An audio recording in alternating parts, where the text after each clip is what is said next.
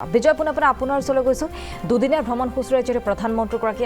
আহি অসমত উপস্থিত হ'ব প্ৰথমটো কাৰ্যসূচী ডক্টৰ ভূপেন হাজৰিকাৰ জন্ম শতবাৰ্ষিকী অনুষ্ঠানত অংশগ্ৰহণ কৰিব প্ৰধানমন্ত্ৰীগৰাকীয়ে আৰু বিশাল কাৰ্যসূচীৰ ইতিমধ্যে আয়োজন কৰা হৈছে খানাপাৰা খেলপথাৰত বিশাল মণ্ডপ নিৰ্মাণ কৰা হৈছে নিৰাপত্তা দিশটো কটকটীয়া কৰি তোলা হৈছে আপোনাৰ জৰিয়তে সামগ্ৰী এই পৰিৱেশটো এই মুহূৰ্তত চাব বিচাৰিম লগতে জানিব বিচাৰিম পৰি দুদিনীয়া ভ্ৰমণসূচীৰে উত্তৰ পূবলৈ প্ৰধানমন্ত্ৰী নৰেন্দ্ৰ মোদী আৰু এটা আশাৰ সঞ্চাৰ কঢ়িয়াই আনিব বুলি সকলো আশাবাদী আৰু ইতিমধ্যে কৈছে যে আজি মিজোৰাম আৰু মণিপুৰলৈ প্ৰধানমন্ত্ৰী নৰেন্দ্ৰ মোদী যাব আৰু কেইবাটাও অভিলাষী প্ৰকল্প তাত ইতিমধ্যে উদ্বোধন কৰিব তাৰ পাছতে আজি সন্ধিয়াৰ ভাগত অসমত আহি উপস্থিত হ'ব প্ৰধানমন্ত্ৰী নৰেন্দ্ৰ মোদী আৰু মোৰ পাছফালে যিটো ইতিমধ্যে মণ্ডপ দেখিছে খানাপাৰা পশু চিকিৎসা মহাবিদ্যালয় খেলপথাৰত এই যে 5 বজাৰ লগে লগে যিখন সভা ইয়াত অনুষ্ঠিত হ'ব আৰু বিশেষকৈ সুধাকন্ত ভাৰতৰত্ন ডক্টৰ ভূপেন হাজৰিকাৰ যি জন্ম শতবাৰ্ষিকী আৰু এই জন্ম শতবাৰ্ষিকীৰ সৈতে ইতিমধ্যে সংগতি ৰাখি যি ভূপেন হাজৰিকাৰ যিখন স্মৃতিগ্ৰন্থ আৰু যি 100 টকীয়া যি মুদ্ৰা সেই মুদ্ৰাৰ আনুষ্ঠানিকভাৱে উদ্বোধন কৰিব দেশৰ প্ৰধানমন্ত্ৰী নৰেন্দ্ৰ মোদীয়ে আৰু ইতিমধ্যে আপুনি কৈছে যে দেশৰ প্ৰধানমন্ত্ৰীগৰাকীয়ে যেতিয়া এই ধৰণে ভ্ৰমণ কৰে যেতিয়া এই ধৰণে অসম ভ্ৰমণ হয় তাৰ লগে লগে আমি প্ৰতিবাৰে দেখা পাওঁ যে নিৰাপত্তাৰ দিশটো যথেষ্ট কটকটীয়া কৰি তোলা হয় আৰু SPGৰ যিহেতু নেতৃত্বত গোটেই তেওঁলোক সুৰক্ষাৰ দায়িত্ব থাকে আৰু SPGয়ে ইতিমধ্যে গোটেই নিয়ন্ত্ৰণত ৰাখিছে যাতে কোনো লোক আচলতে তেওঁলোকৰ সন্দেহত থকা কোনো লোককে প্ৰৱেশ কৰিবলৈ দিয়া নহ'ব আৰু 5 বজাৰ পূৰ্বে ইয়াত ইতিমধ্যে বহু লোকৰ সমাগম ঘটিব বহু লোক ইয়াত আহিব আৰু যিসকল লোক আহিব সেই লোকে তেওঁলোকৰ এই যিখন মূল প্ৰৱেশদ্বাৰ আছে এই মূল প্ৰৱেশদ্বাৰে প্ৰৱেশ কৰিব আৰু তাত কেইবাতৰপীয়া ইতিমধ্যে নিৰাপত্তা বেষ্টনী এক প্ৰকাৰ গঢ়ি তোলা হৈছে অসম আৰক্ষীৰ কেইবাগৰাকী শীৰ্ষ বিষয়া ইয়াত থাকিব SPGৰ নিয়ন্ত্ৰণত থকা যিসমূহ বিষয়া আছে সেই বিষয়াসকলে তদাৰক কৰিব কি ধৰণে ইয়াত প্ৰৱেশ কৰিব লাগিব সেয়া সকলো ইতিমধ্যে নিৰ্ধাৰণ কৰি দিয়া হৈছে আৰু সেই নিৰ্ধাৰিত সেই স্থানেৰে আচলতে যিসকল লোক আহিব এই খানাপাৰা পশু চিকিৎসা মহাবিদ্যালয় তেওঁলোকে ইয়াত প্ৰৱেশ কৰিব লাগিব কিন্তু চাওক আজিৰ দিনটো অসমবাসীৰ কাৰণে এটা বিশেষ দিন হ'ব কাইলৈ ইতিমধ্যে কেইবাটাও প্ৰকল্প মুকলি কৰিব দৰং চিকিৎসা মহাবিদ্যালয়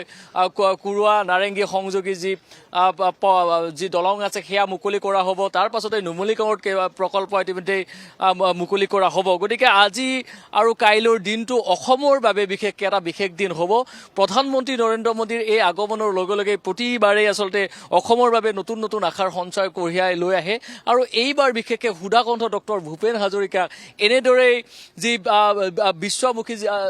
বিশ্ব দৰবাৰত যি প্ৰতিষ্ঠা কৰাৰ যি ৰাজ্য চৰকাৰে ইতিমধ্যে উদ্যোগ লৈছিল আৰু সেই উদ্যোগক এক প্ৰকাৰ মোহৰ মাৰিব আজি প্ৰধানমন্ত্ৰী নৰেন্দ্ৰ মোদী আৰু ইতিমধ্যে দেখিছে ইয়া খুব সুন্দৰভাৱে ডক্টৰ ভূপেন হাজৰিকা দেৱৰ এই যিসমূহ আচলতে কলি বিশ্ব প্ৰেম বিনন্দিয়া বুলি অনুভৱ কৰা প্ৰতিজন অসমীয়া তুমিতো জানা এটি কথা আপোন মাতৃৰ অশ্ৰুৰ নমচিলে বিশ্ব প্ৰেম হ'ব বৃথা এই ধৰণৰ যিসমূহ ভূপেন হাজৰিকাৰ গীতৰ যিসমূহ কলি আছে সেয়া খুব সুন্দৰ ৰূপত ইয়াত পৰিস্ফুট কৰা হৈছে সমান্তৰালভাৱে ইয়াত নৰেন্দ্ৰ মোদীৰ যিসমূহ ফলক আছে সেয়া ইতিমধ্যে আঁৰি দিয়া হৈছে গতিকে 5 বজালৈ সকলো অপেক্ষা কৰিব আৰু 5 বজাৰ লগে লগে যিহেতু ভূপেন হাজৰিকাৰ সুধাকণ্ঠ ডক্টৰ ভূপেন হাজৰিকাৰ যিসমূহ সৃষ্টি তেওঁৰ সংগীত আৰু সাহিত্যৰ প্ৰতি যি সৃষ্টি সেই সৃষ্টিক আজি পুনৰবাৰ এটা স্বীকৃতি দিয়া হ'ব পুনৰবাৰ এটা মৰ্যাদা দিয়া হ'ব আৰু 5 বজাৰ লগে লগে এই যিখন সভা এই সভা অনুষ্ঠিত হ'ব আৰু তাতে আজি এখন গ্ৰন্থ ভূপেন হাজৰিকা দেৱৰ এখন স্মৃতি গ্ৰন্থ আজি উন্মোচন কৰা হ'ব যাতে বিশ্বৰ দৰবাৰত যাতে ভূপেন হাজৰিকাৰ চিনাকি যাতে সকলোৱে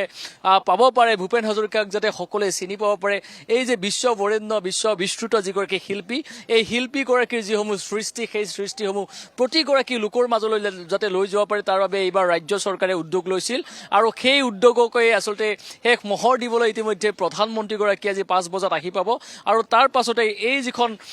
জনসভা এই জনসভাখন প্ৰধানমন্ত্ৰী নৰেন্দ্ৰ মোদীয়ে ইতিমধ্যে সম্বোধন কৰিব আৰু তাত সম্বোধন কৰি আজি 100 টকীয়া যিটো মুদ্ৰাক লৈ আচলতে এক প্ৰকাৰ যথেষ্ট চৰ্চা হৈছিল যে ভূপেন হাজৰিকাৰ এই মুদ্ৰাটো আচলতে কি ধৰণে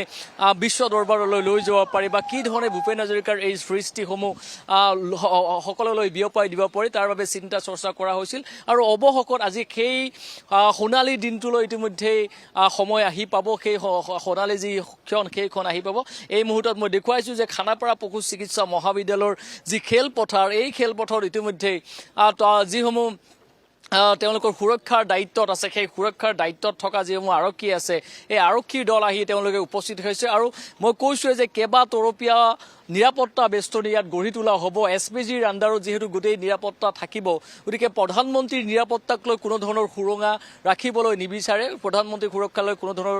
সুৰঙা নাৰাখিব যাৰ বাবে মই কৈছোঁ এইখন হৈছে মূল প্ৰৱেশ দুৱাৰ আৰু এই মূল প্ৰৱেশ দুৱাৰে যিসমূহ ইয়াত লোক আহিব তেওঁলোকে এই সভাত তেওঁলোকে অংশগ্ৰহণ কৰিব এই সভালৈ অংশগ্ৰহণ কৰা যিসকল অতিথি আহিব এই অতিথিসমূহ তেওঁলোকে এই মূল প্ৰৱেশ দুৱাৰে প্ৰৱেশ কৰিব গতিকে মিজোৰামৰ পৰা আজি প্ৰথম কাৰ্যসূচী মিজোৰাম আৰু মিজোৰামৰ কেইবাটাও প্ৰকল্প ইতিমধ্যে প্ৰধানমন্ত্ৰীগৰাকীয়ে উদ্বোধন কৰিব বিশেষকৈ মিজোৰামৰ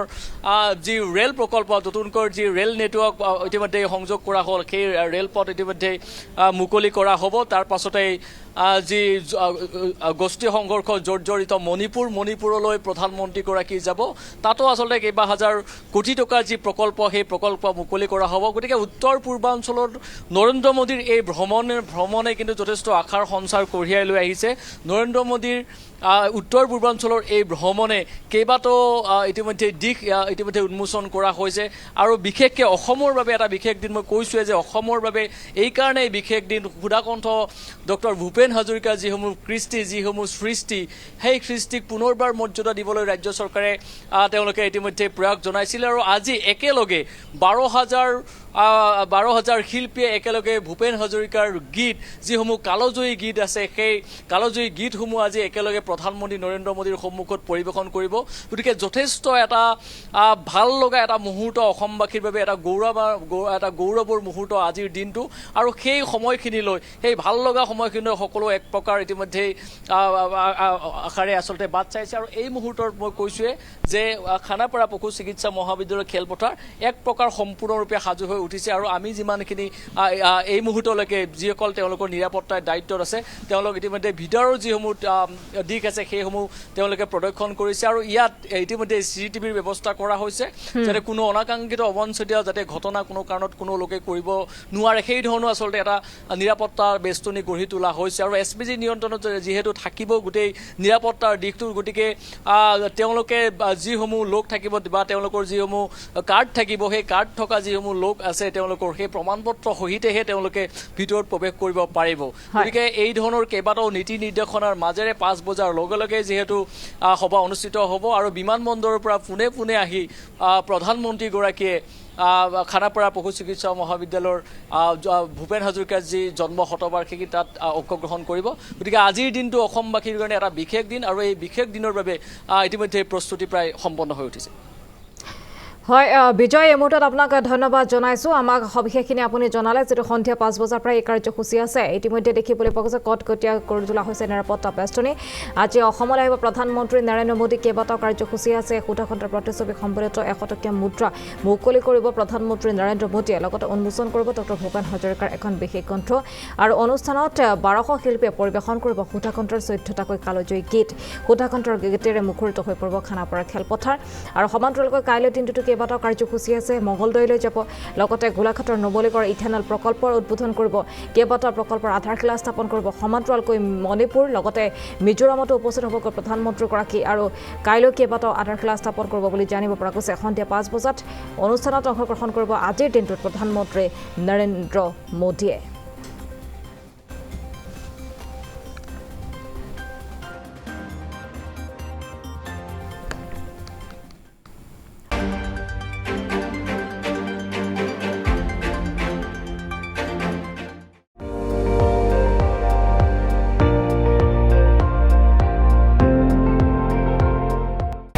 আপুনি চাই আছে ND24